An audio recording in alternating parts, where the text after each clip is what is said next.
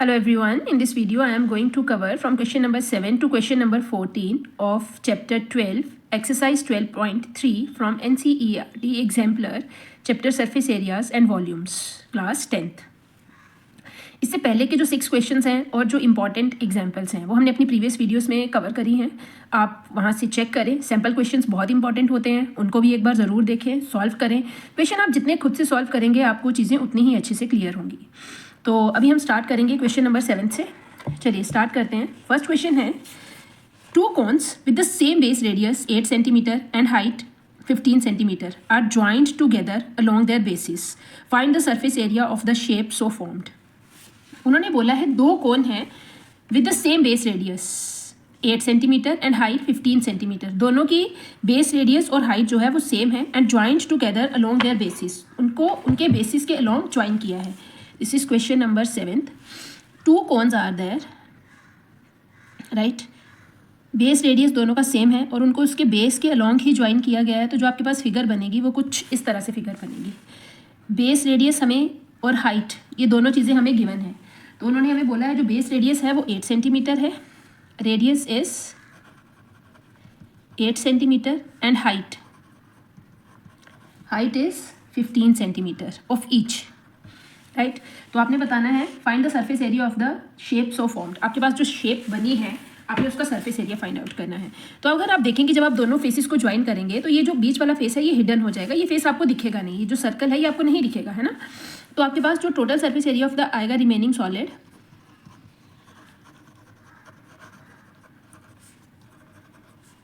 Area of new shape formed is equal to curved surface area of cone, और इसको हम 2 से multiply करेंगे क्योंकि दोनों के डायमेंशंस सेम है. This is 2 multiply by pi r l. तो सबसे पहले तो हमें एल निकालना है. L is equal to under the root h square plus r square. L is equal to h square is 15 का square and r square is 8 का square which is equal to 2 to 5 plus 64. This is equal to 9 and 8 and 289. L is equal to 17. 289 17 का square होता है. मैंने अभी भी ये बहुत बार बच्चों को बताया है कि 30 तक स्क्वायर्स और उनके स्क्वायर रूट्स दोनों रिवर्स दोनों तरह से आपको याद होना चाहिए, राइट. कि 289 किसका स्क्वायर रूट है और 17 का स्क्वायर क्या होता है, दोनों आपको पता होने चाहिए सेंटीमीटर. तो चलिए इसको कैलकुलेट कर लेते हैं. दिस इज 2 मल्टीप्लाई बाय पाई की वैल्यू हमें क्वेश्चन में गिवन नहीं है और जब गिवन नहीं होती तो हम 22/7 लेते हैं. रेडियस भी हमारे पास गिवन है 8 और स्लांट हाइट हमारे पास आ गई है 17. इन सबको मल्टीप्लाई करें और आंसर फाइंड आउट करें. अगर आप इन सबको मल्टीप्लाई करेंगे तो आपके पास आ जाएगा, पहले आप लिख लें इसको 44. This is 44 into 8 into 17 divided by 7. It gives you 5984 divided by 7. This is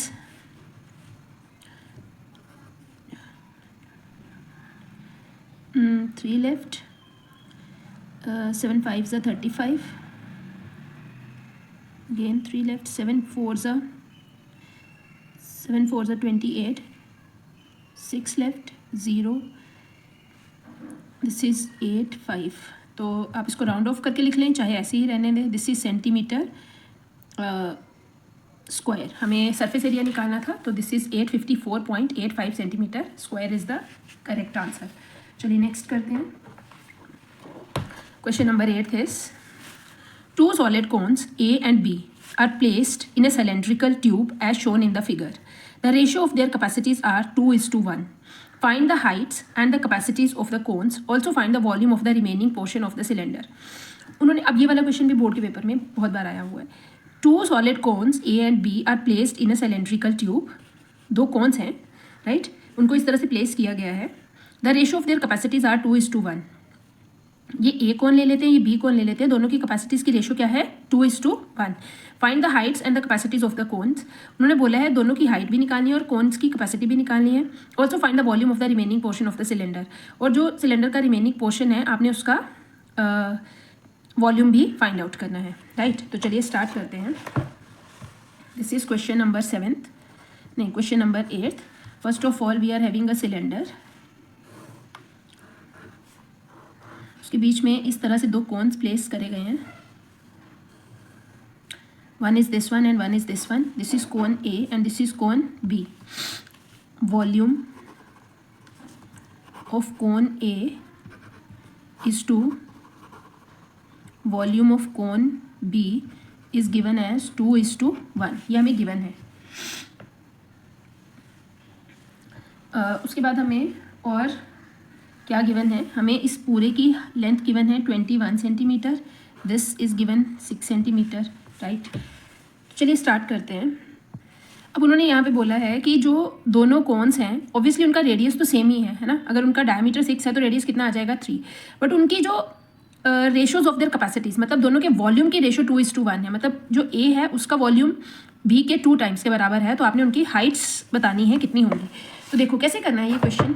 हमारे पास वॉल्यूम ऑफ कोन ए लिख लेते हैं. This is 1/3 pi are square h1. हम इसकी हाइट को h1 कंसिडर कर लेते हैं और इस कोन की हाइट को हम h2 कंसिडर कर लेते हैं, राइट.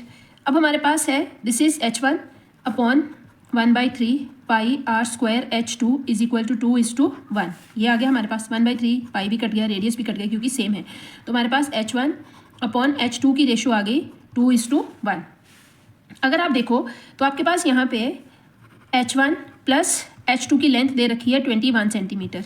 और अगर आप इस इक्वेशन को सॉल्व करेंगे तो आपके पास आ जाएगा h1 is equal to twice of h2. तो यहाँ पे आप लिख सकते हैं twice of h2 plus h2 is equal to 21. This is 3h2 is equal to 21 and h2 will be 21/3 that is 7 centimetre. h2 की लेंथ कितनी आ जाएगी 7.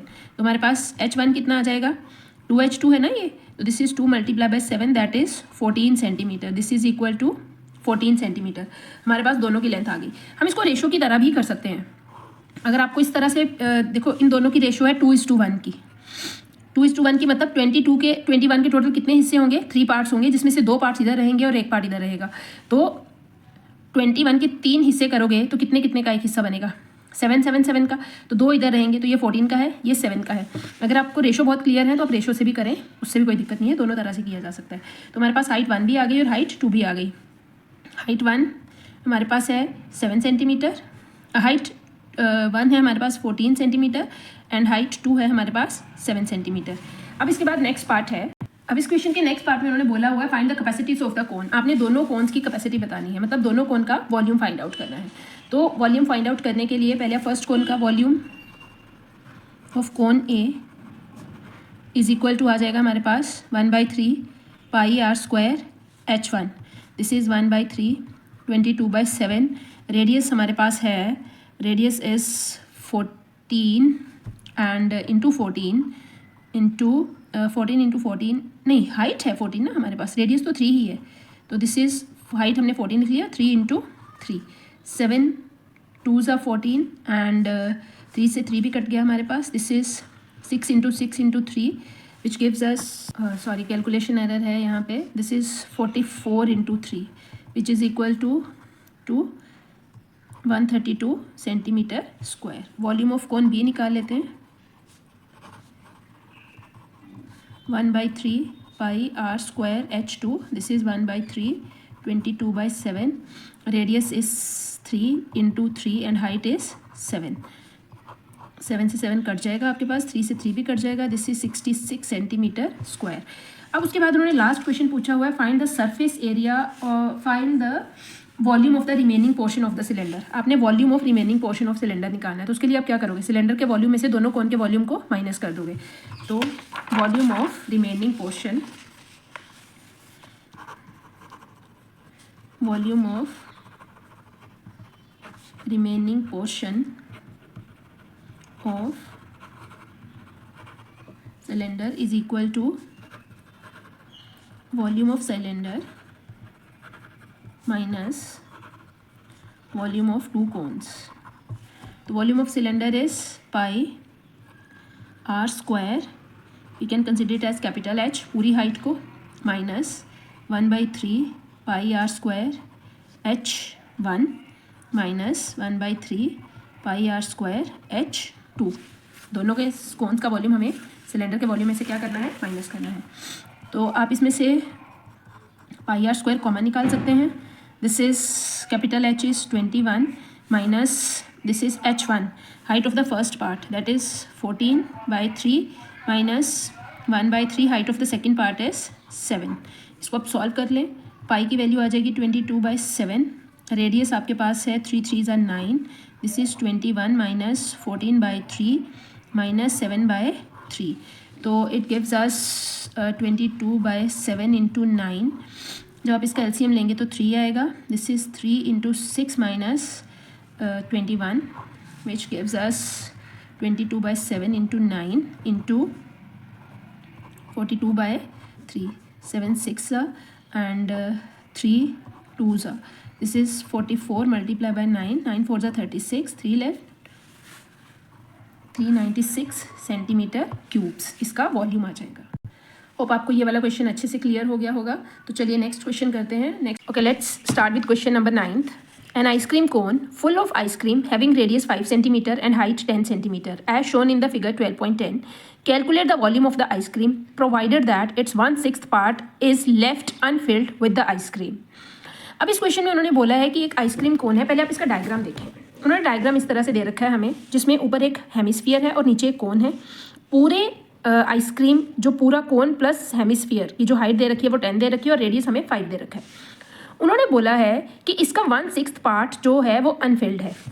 अब यहाँ पे बच्चों को एक कन्फ्यूजन हो सकती है. कन्फ्यूजन क्या हो सकती है, जहाँ तो बच्चे लेंगे कि कोन का 1/6 अनफिल्ड है. नो, यहाँ पे कोन का 1/6 अनफिल्ड नहीं है, उन्होंने कहीं मेंशन नहीं करा हुआ. आप ध्यान से देखें, calculate the volume of the ice cream. आपने वॉल्यूम किसका निकालना है, जो उसमें आइसक्रीम है, provided that it's 1/6 part is left Anfield with the ice cream. ये जो आपके पास पूरी आइसक्रीम इसमें बनी है ना, भरी गई है इस पूरे हेमिस्फीयर प्लस कोन में, इसका 1/6 पार्ट अनफिल्ड है. तो आप क्या करेंगे, पहले आप इन दोनों का वॉल्यूम निकालेंगे. ठीक है, मतलब टोटल वॉल्यूम का आपने 5/6 पार्ट लेना है. इन दोनों के वॉल्यूम का 5/6 पार्ट, मतलब आप खुद देखें ना, आपके पास इस तरह से बनेगा. दिस इज, आप बोलो कि आपके पास पूरा है 1, है ना, इसका 1/6 अनफिल्ड है, तो ये कितना बच गया आपके पास, 5/6 ऑफ किसका, of volume of cone plus volume of hemisphere.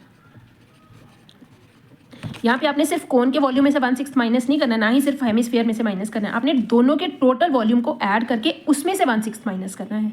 Right, मतलब आपने टोटल वॉल्यूम का 5/6 पार्ट लेना है. तो चलिए स्टार्ट करते हैं ये question number 9th. This is like we are having a cone और this is a hemisphere.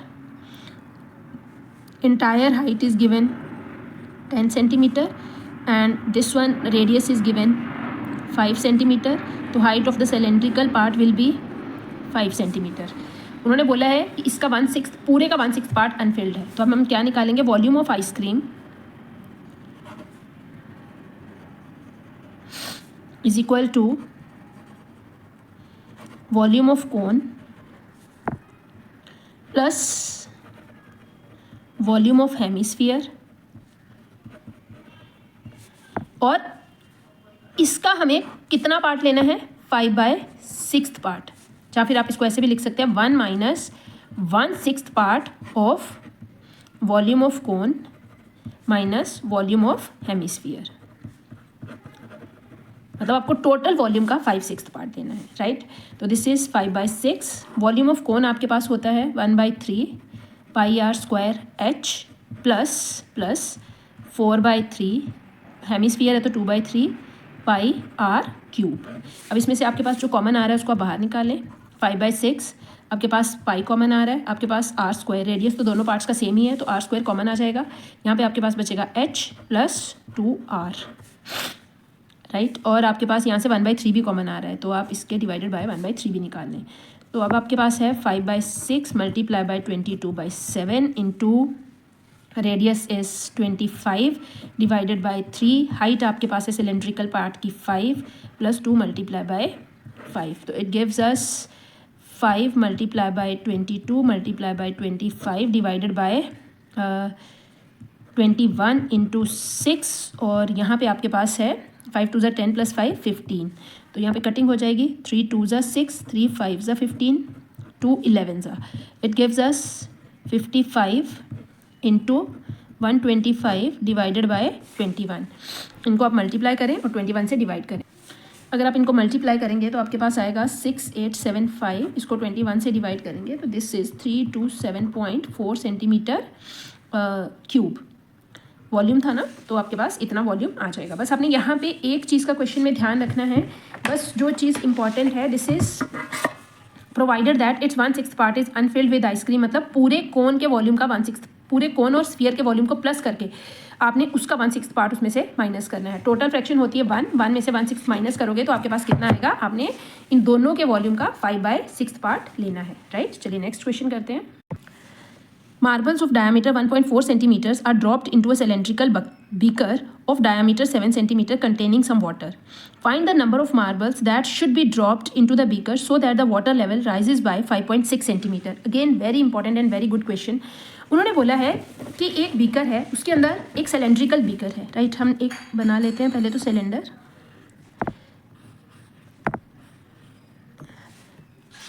Marbles of diameter 1.4 centimeters are dropped into the cylindrical beaker of diameter 7. इसका डायमीटर हमें कितना दे रखा है, 7 सेंटीमीटर्स। हैविंग सम वाटर, इसमें पहले कुछ पानी था, हमें नहीं पता कितना पानी था, बट इसमें कुछ पानी था, राइट, थोड़ा पानी था इसमें, some water was there. Find the number of marbles that should be dropped into the beaker. आपने बताना है कि इस मार्बल में इस बीकर में कितने मार्बल्स ड्रॉप किए गए होंगे कि जो इसका वाटर लेवल है ना, पहले जो अभी यहाँ तक था, जैसे ही आपने इसमें से मार्बल ड्रॉप किए तो इसका वाटर लेवल जो है हाई हो गया है, राइजेज बाय 5.6। तो ये वाला जो पार्ट है, this is it's height is 5.6 centimetre. अब आपने यहाँ पे एक चीज़ ध्यान रखनी है कि ये जो पानी का लेवल इंक्रीज़ हुआ है, ये वाला जो इंक्रीज्ड लेवल है, ये भी तो एक सिलेंड्रिकल शेप ही है ना, सिलेंडर की शेप में ही वॉल्यूम अप हुआ है। और इतने पानी का वॉल्यूम, ये जो इंक्रीज्ड है, इतने पानी का वॉल्यूम और स्फीयर्स का वॉल्यूम क्या होगा, सेम होगा, क्योंकि जितना हम उसमें वेट डालेंगे उतना ही वाटर का लेवल अप जाएगा। तो अगर इसका वाटर का लेवल इतना अप गया, मतलब पानी पूरे का पूरा इतना अप गया है, और पानी सिलेंड्रिकल शेप में ही ऊपर गया है ना, उसकी हाइट 5.6 सेंटीमीटर है, बट गया तो वो सिलेंड्रिकल शेप में ही ऊपर है, और जितना पानी ऊपर गया है सिलेंड्रिकल शेप में, उतना ही इन सारे स्फीयर्स का क्या होगा, वॉल्यूम होगा। तो इस चीज़ का ध्यान रखना है आपने। चलिए स्टार्ट करते हैं क्वेश्चन। हमारे पास है, this is question number 10th।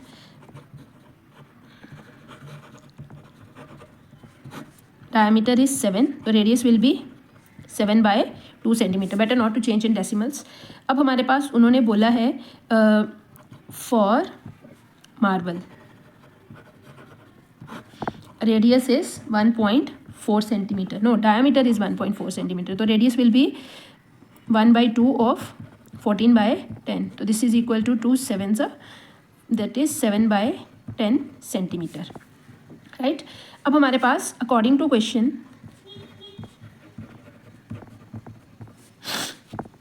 Volume of n marbles, हमें नहीं पता ना कितने मार्बल्स हैं, is equal to volume of cylinder with height 5.6 centimetre, right. सिर्फ इतने पार्ट की हाइट 5.6 सेंटीमीटर, तो ये आ जाएगा n multiply by volume of each marble.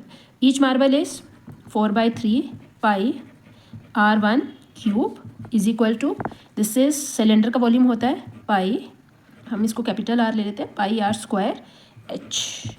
This is n multiply by 4/3, pi से तो पाई कट जाएगा, r radius of marble that is 7/10 into 7/10 into 7/10 is equal to radius of cylindrical part is 7/2 into 7/2 and its height is 56/10। तो अब आप जितनी cutting आप कर सकते हैं पहले तो कटिंग करें, फिर उसके बाद this 10 with cancel with 10, this दो 7 न्यूमरेटर से न्यूमरेटर में कैंसिल हो जाएंगे, एंड 7 8 ज़ा 56, 4 2 ज़ा 8, तो ये 2 से ये 2 भी कट जाएगा आपके पास। तो अब आपके पास है n is equal to 3 into 10 divided by 2, 2 5 ज़ा 10, this is n is equal to 150 marbles. Hope this question is clear. Question simple था, बस इसी चीज़ का ध्यान रखना था कि जितना पानी ऊपर गया है वो सिलेंड्रिकल शेप में ऊपर गया है, और उस पानी का, उस सारे पानी का वॉल्यूम जो इतनी इतनी हाइट तक ऊपर गया है, इसके इक्वल होगा, सारे स्फीयर्स के वॉल्यूम्स के इक्वल होगा। तो हमने n मार्बल्स ले लिए, n मार्बल्स का वॉल्यूम और सिलेंडर के 1/5.6 हाइट का जो वॉल्यूम है, ये दोनों क्या आएंगे, सेम आएंगे। यहाँ से आप बता सकते हैं कि कितने मार्बल्स उन्होंने उसमें ड्रॉप किए हैं। Next question is, how many spherical lead shots, each of diameter 4.2 centimeters, can be obtained from a solid rectangular lead piece with dimensions 66, 42 and 21? उन्होंने हमें क्यूबॉइड दे रखा है, उसके डायमेंशंस दे रखे हैं, और वहाँ से हमने स्फेरिकल लेड शॉट्स बनाने हैं जिनका डायमीटर 4.2 सेंटीमीटर है। तो आपने बताना है कि कितने लेड शॉट्स बनाए जा सकते हैं। Very simple question. यहाँ पे वॉल्यूम ऑफ क्यूबॉइड को डिवाइड करेंगे volume of each lead shot के साथ, तो आपके पास number of spherical lead shots आ जाएंगे, राइट। तो करते हैं ये question number 11th। Question is, we have to find out number of lead shots, number of spherical lead shots is equal to, कैसे निकलेगा, number of volume of cuboid divided by volume of each lead shot। अब हमारे पास है volume of cuboid is length into breadth into height, that is 66 into 42 into 21, and volume of each lead shot is spherical, that is 4/3 pi r cube. और हमें यहाँ पे उन्होंने उसका डायमीटर दे रखा था, diameter is 4.2। if diameter is 4.2 तो radius will B 2.1। तो यहाँ पे आ जाएगा 66 into 42 into 21 divided by 4 into 3 into 22/7, 21/10, 21/10 into 21/10। तो पहले तो आप सबको प्रॉपरली लिख लें, आपको जिस तरह से कंफर्टेबल लगता है आप उसी तरह से कटिंग करें। 3 इंटू 7 इंटू 10 इंटू 10 इंटू 10, जो भी डिनोमिनेटर में था सारा मैंने न्यूमरेटर में लिख लिया है। This is 4 into 21 into 21 into, पहले 22 है, फिर 3 टाइम्स 21 है। अब जो कटिंग होती है उसको कर लेते हैं। दिस इज़ 21 कैंसिल विथ 21, 7 3 ज़ा 21 एंड 7 3 ज़ा 21, 7 6 ज़ा 42। दिस इज़ 3 2 ज़ा 6 एंड 2 11 ज़ा 11, 6 ज़ा 2 3 ज़ा 2 2 ज़ा, then next is 2 5 ज़ा 10, this is 5 3 ज़ा 1500 लेड शॉट। कितने लेड शॉट्स बनाए जा सकते हैं, 1500 लेड शॉट्स। होप ये वाला क्वेश्चन तो अभी आपको बहुत अच्छे से क्लियर हो गया होगा कि एक चीज़ से दूसरी चीज़ मेल्ट करके बनानी है, तो आपने क्या करना है, वॉल्यूम को, जो आपके पास जो भी आपके पास चीज़ गिवन है उसके वॉल्यूम को डिवाइड कर देना है जो भी आपने ऑब्जेक्ट जनरेट किया है न्यू उसके साथ। तो चलिए नेक्स्ट करते हैं question number 12th। Question number 12th is, how many spherical lead shots of diameter 4 centimetres can be made out of the solid cube of lead whose edge measures 44 centimetre. Again very similar question, कोई फ़र्क नहीं है दोनों question में। यहाँ पे बस cuboid था, यहाँ पे क्यूब है, तो यहाँ पे भी आपने जो डायमीटर गिवन है, तो ये क्वेश्चन तो मुझे लगता है आपको खुद करना चाहिए, आप कर सकते हैं, राइट। चलिए हम क्वेश्चन नंबर 13th करते हैं। A wall 24 centimetre long, 0.4 centimetre thick and 6 centimetre high is constructed with the bricks each of the dimension given. उसके बाद उन्होंने हमें बोला, द नेक्स्ट इज ब्रिक के जो डायमेंशंस दे रखे हैं 25 centimetre, 16 centimetre and 10 centimetre. If the mortar occupies 1/10 of the volume of the wall, मतलब जो भी पोर्शन, जैसे हम दीवार बनाते हैं तो हम उसमें सीमेंट लगाते हैं, है ना, जो सीमेंट होता है उसने उसका कितना पोर्शन ऑक्यूपाई किया है, 1/10 of the volume of the wall, then find the number of bricks used in constructing the walls। अब इसमें क्या करना है आपने, पहले तो अपने पूरी वॉल का वॉल्यूम निकाल लेना है। जब आपके पास पूरी वॉल का वॉल्यूम आ जाएगा फिर आपने हर एक ब्रिक का भी वॉल्यूम निकाल लेना है। पर जो ब्रिक्स हैं वो पूरी वॉल के वॉल्यूम को कवर नहीं कर रही हैं, उसमें कुछ जो हम मटेरियल यूज़ करते हैं उन ब्रिक्स को ज्वाइन करने के लिए आपस में, उस मटेरियल ने 1/10 part of volume of wall जो है वो कवर किया हुआ है, तो हमें उसको माइनस भी करना पड़ेगा, राइट। तो आपने बताना है कितनी नंबर ऑफ ब्रिक्स निकालने के लिए ऑब्वियसली आपको क्या करना पड़ेगा, ऊपर आप लिखोगे जो भी आपके पास टोटल वॉल्यूम है, राइट, उसका 1/10 पार्ट माइनस करके, मतलब 1/10 पार्ट माइनस करने का क्या मतलब है, 9/10 पार्ट यूज़ किया है किसने, ब्रिक्स ने, बट आपको ना ये फ्रैक्शंस रीड करनी आनी चाहिए। 1/10 पार्ट का मतलब होता है अगर टोटल उसके 10 हिस्से हैं तो उसमें से एक हिस्सा जो है वो यूज़ किया गया है सीमेंट के थ्रू, है ना, तो बाकी के कितने हिस्से बच गए, टोटल होते हैं अगर 10 है तो 10/10 टोटल होंगे ना, तो एक 1/10 अगर यूज़ किया गया है तो 9/10 part of the total volume of the wall किसने यूज़ किया है, ब्रिक्स ने यूज़ किया है। तो आप इसके वॉल्यूम का 9/10 part divided by volume of each brick करोगे तो आपके पास नंबर ऑफ ब्रिक्स आ जाएंगे। बस ध्यान रखना है यहाँ पे डायमेंशंस मीटर्स में है और यहाँ पे सेंटीमीटर्स में है। तो चलिए स्टार्ट करते हैं। क्वेश्चन नंबर 13, यहाँ पे आप लिखोगे volume of, this is volume of wall is equal to 24 into 0.4 into 6 metre cube, और जो हमारे पास आ जाएगा वॉल्यूम ऑफ ईच ब्रिक वो कितना आ जाएगा हमारे पास, that is 25 into 16 into 10 centimetre cube. अब ये सेंटीमीटर क्यूब्स है तो इसको मीटर क्यूब्स में चेंज करने के लिए आपको क्या करना पड़ेगा, आपको इसको डिवाइड करना पड़ेगा किसके साथ, 1 centimetre is equal to how many metres, 1 metre is equal to how many centimetres, 100। तो आपको 3 बार करना पड़ेगा क्योंकि यहाँ पे क्यूब्स है, तो that is 100 into 100 into 100 metre cube. Centimetres to metre करना है, स्मॉलर टू बिगर करना है तो हमें क्या करना पड़ता है, डिवाइड करना पड़ता है, और बिगर टू स्मॉलर अगर आप इसको करते हो तो आपको मल्टीप्लाई करना पड़ता। तो आपकी मर्जी है, आप किसी को भी कर सकते हैं, राइट। अब हमारे पास जो आएगा number of bricks, number of bricks is equal to wall का टोटल वॉल्यूम नहीं यूज़ हुआ है, कितना यूज़ हुआ है, 1 माइनस 1/10 पार्ट को हमने माइनस किया है, volume of wall divided by volume of each brick, right? This is 9/10 multiply by 24 multiply by 4/10 multiply by 6 divided by 25/100 into 16/100 into 10/100। Numerator में जो फ्रैक्शंस होती हैं वो एज इट इज ही रहती हैं और जो डिनोमिनेटर में फ्रैक्शंस होती हैं उनके रेसिप्रोकल्स हो जाते हैं, ये आपको पता होना चाहिए। तो नेक्स्ट कैलकुलेशंस कैसे करेंगे, numerator will remain as it is, this is 9/10 multiply by 24 multiply by 4/10 multiply by 6, और जो डिनोमिनेटर है उसके रेसिप्रोकल्स कर दें, 100 into 100 into 100 divided by 25 into 16 into 10। अब इसकी कटिंग करें, this one, next we can do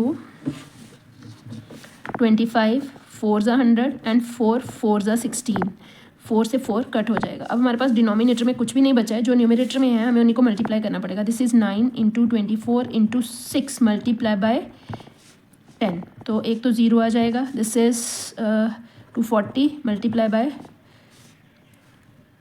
54। Next आप इनको मल्टीप्लाई करेंगे तो आपके पास आ जाएगा 12960 ब्रिक्स हमने यूज़ करी हैं उस पूरी वॉल में, राइट। चलिए लास्ट क्वेश्चन करते हैं। Last question is find the number of metallic circular discs with 1.5 centimetre base diameter and height 0.2 centimetre. मतलब ये कौन सी शेप में है आपके पास, सिलेंडर की शेप में ही है ना। अगर उसका बेस डायमीटर दे रखा है और उसकी हाइट दे रखी है और सर्कुलर डिस्क्स हैं तो ये कौन सी शेप में होगी, सिलेंड्रिकल शेप में। To be melted to form a right circular cylinder of height 10 centimetre and diameter 4.5 centimetre. आपने बताना है कि कितनी मेटेलिक सर्कुलर डिस्क्स हमने यूज़ करी हैं इतना बड़ा सिलेंडर बनाने के लिए। तो हमारे पास जो छोटी छोटी डिस्क्स दे रखी हैं वो कुछ इस तरह से हैं, राइट। इन डिस्क्स को हमने मेल्ट किया है। इसका उन्होंने डायमीटर दे रखा है, बेस डायमीटर उन्होंने कितना दे रखा है 1.5 और हाइट दे रखी है 0.2। इन सबको हमने मेल्ट करके किस में रिकास्ट किए, 2 नहीं है, देयर आर मैनी, है ना, n ले लेते हैं, n नंबर ऑफ। तो हमने इनको रिकास्ट किया एक बड़े वाले सिलेंडर में जिसकी हाइट हमारे पास है whose height is 10, its height is 10 and whose base diameter is 4.5। तो इसमें भी आपने नंबर ऑफ स्मॉल डिस्क्स निकालना है, तो क्या करोगे, volume of cylinder divided by volume of each small disc, तो आपके पास volume of number of discs आ जाएगा। तो चलिए कर लेते हैं। This is question number 14, solution. Number of metallic discs is equal to volume of cylinder divided by volume of each disc, right. तो अब हमारे पास वॉल्यूम ऑफ सिलेंडर क्या आ जाएगा, pi are square H divided by, यहाँ पे आ जाएगा pi, we can take it as R1 का स्क्वायर H1 है, तो दोनों सिलेंडर ही हैं, पाई से पाई तो कट जाएगा। ऊपर रेडियस कितना है, that is 4.5 divided by 2 multiply bye 4.5 divided by 2 and height is 10। और यहाँ पे हमारे पास रेडियस है 1.5 divided by 2, 1.5 divided by 2 multiply bye 2/10, ये हाइट दे रखी थी 0.2। अब आपके पास जो डेसिमल्स हैं उनको हम हटा लेते हैं, ये 20 आ जाएगा, यहाँ पे भी 20 आ जाएगा, यहाँ पे भी 20 और यहाँ पे भी 20। We can write it as 45/20 into 45/20 into 10 into 20/15 into 20/15 into 10/2। तो ये 20 से तो 20 कट जाएगा, दिस इज़ 3 ज़ा, this is 2 5s into 50, 450 discus.